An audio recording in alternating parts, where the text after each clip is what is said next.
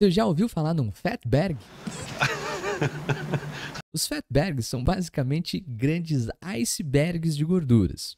E um caso clássico, que já foi até tema de questão da Unicamp em 2014, foi encontrado nas tubulações de esgoto de Londres. London, baby! Tinha aproximadamente 250 metros de comprimento e 130 toneladas. Vai vendo o tamanho desse iceberg de gordura. Bom, o descarte inadequado de óleos e gorduras pode aí causar, por exemplo, entupimento das tubulações que a gente tem nas nossas casas.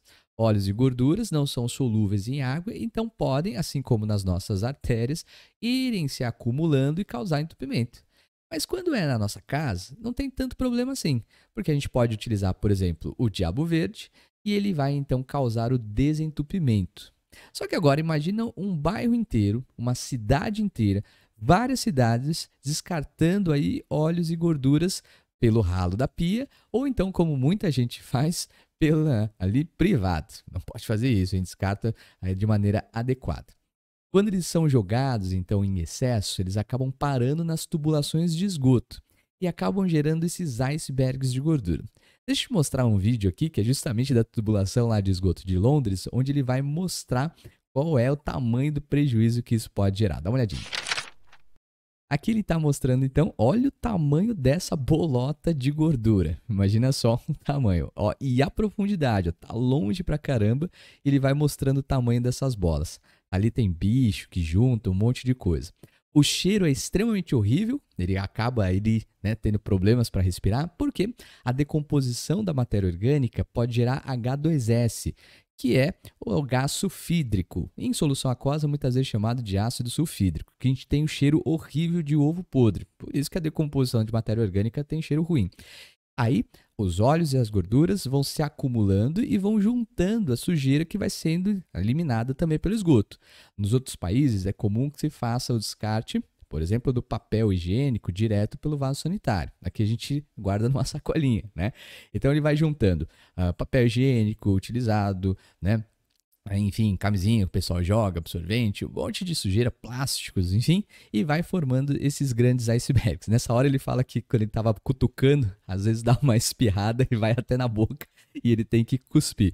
Então, essa foi aí, basicamente, a formação desses icebergs, que acontece em vários países, não só lá em Londres, mas é um caso muito específico, muito emblemático, principalmente por conta da questão da Unicamp, né? O cara não aguenta mais.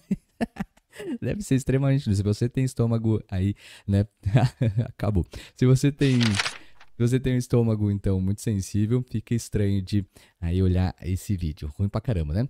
Bom, mas vamos dar uma olhadinha na questão da Unicamp pra gente entender o que a Unicamp perguntou sobre esses fatbergs. Bora lá?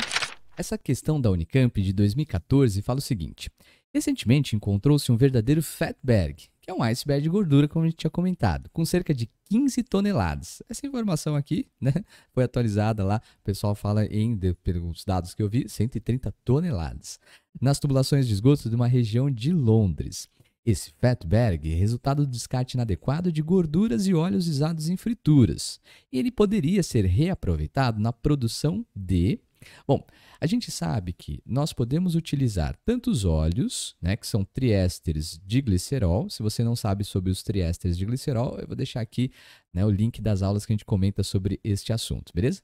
Mas nós sabemos que há a possibilidade de usar óleos e gorduras para duas coisas, né? Nós podemos, através da reação de hidrólise alcalina, juntamente com hidróxido de sódio, que é conhecido como soda cáustica, fazer a reação de saponificação e produzir, então, sabão.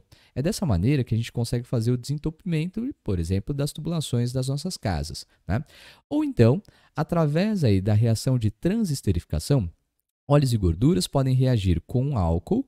Geralmente os álcoois aqui são de 1 ou 2 carbonos, então álcool metílico e etílico, e pode transformar esses óleos e gorduras em biodiesel, né? O detalhe é o nome de cada uma dessas reações.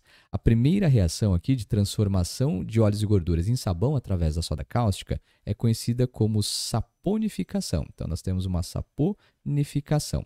E aqui, especificamente para a transformação de óleos e gorduras em biodiesel, nós temos uma reação conhecida como transesterificação. O nome é grande, mas é fácil de lembrar que vai transformar óleos e gorduras em biodiesel. Então, no item A dessa questão, ele fala: pode-se transformar óleo e gordura em sabão? Sim.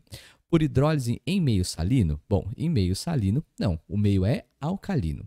Na letra B, ele fala biodiesel. Sim, é verdade. Por transesterificação em meio básico. Real. A reação é uma transesterificação, mas deixa aí por enquanto.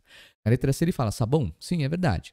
Então, pode transformar ou ser transformado por transesterificação? Não. A reação que transforma óleos e gorduras em sabão é uma saponificação. Enquanto na letra D ele fala biodiesel por hidrólise meio básico. Aqui ele trocou as bolas, né? Biodiesel é feita por transesterificação e o sabão é feita por, ali, especificamente uma hidrólise em meio básico, beleza? Então, o que nós temos mesmo de alternativa é a alternativa letra B, onde se diz aí biodiesel por uma transesterificação em meio básico, uma vez que a reação de transesterificação aqui, ela é uma reação em equilíbrio químico. Então, se coloca uma base para ter uma reação direta, belezinha? É isso aí. Se você é fã do Clube da Luta, sabe que dá para transformar óleos e gorduras em sabãozinho, né? Através aí do processo conhecido como hidrólise alcalina.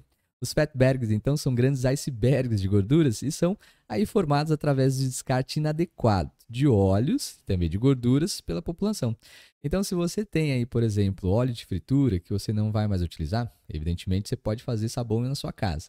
Mas, caso você não faça isso, você pode levar até um posto de coleta e tem várias ONGs, né, que também fazem a coleta desses óleos e a transformação dele em sabões. É isso aí. Espero que você tenha gostado dessa curiosidade, dessa questão da Unicamp. A gente se vê numa próxima. Não esqueça de deixar o seu like e também compartilhar com quem está estudando. Até a próxima. Tchau.